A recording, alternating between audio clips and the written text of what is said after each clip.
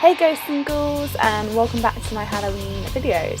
So in this video I'm going to be showing you how to recreate the look you saw at the start. This look is a dead Red Riding Hood. So we're dead, so we need to make our skin look dead. Zombies don't have white skin, zombies don't have perfectly nice foundation, they have green skin, green and yellow, and that's exactly what I'm using here, green and yellow paint to make the skin look nasty.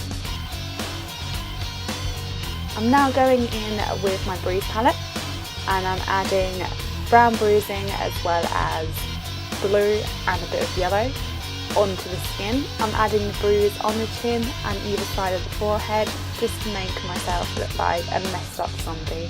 Completely dead and completely disgusting.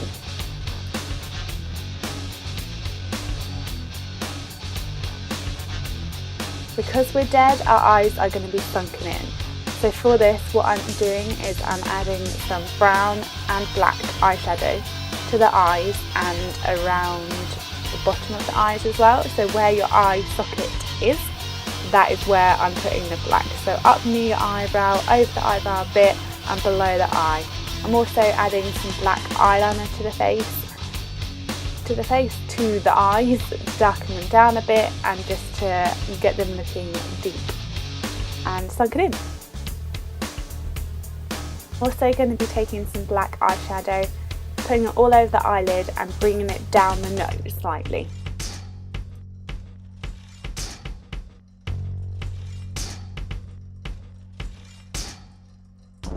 I'm also adding brown eyeshadow to my collarbone and some more green down the neck just to bring the dead look further down the body. Okay, so we've now finished with our base, so we now need to build up on where we're going to add the wounds. So my zombie is going to have sort of a torn up mouth and he's going to have a bite on her shoulder where she got originally bit. So to make these wounds I'm taking some 3rd degree, which is a silicone based product, and I'm putting that around the mouth quite thick, and I'm just sort of adding texture with my spatula. I'm also going to be adding some of that 3rd degree to the shoulder, and I'm going to make some teeth marks on the shoulder with the silicone where I got bitten.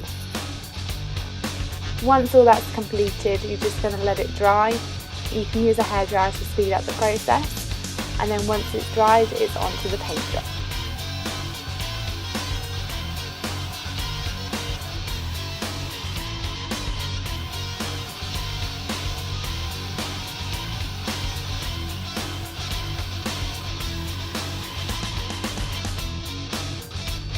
So this bite has been here a while, so first of all I'm just going in and adding definition to the actual marks where the teeth were made on the skin, and then I'm going to take my Illustrator palette and that classic pink tone that I always use and put that around the wound.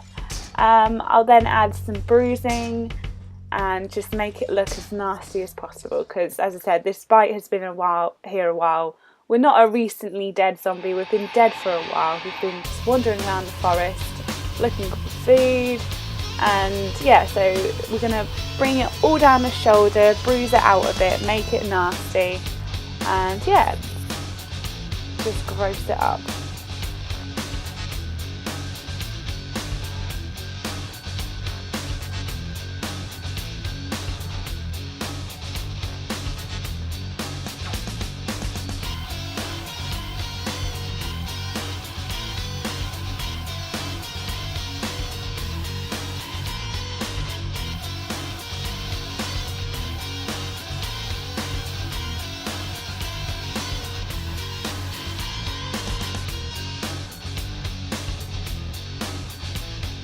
So I've added black into the middle of the wound just to make it look a bit sunken in, and I'm now going to just spray on some blood, and I'm going to add some dripping blood as well just to make that wound look nasty, raw and disgusting really, because wounds aren't pretty, wounds are gross, so more blood the better.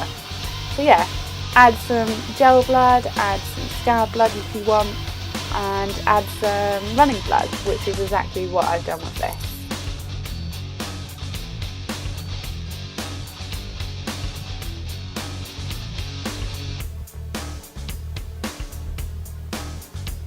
Moving on to the wound on the face.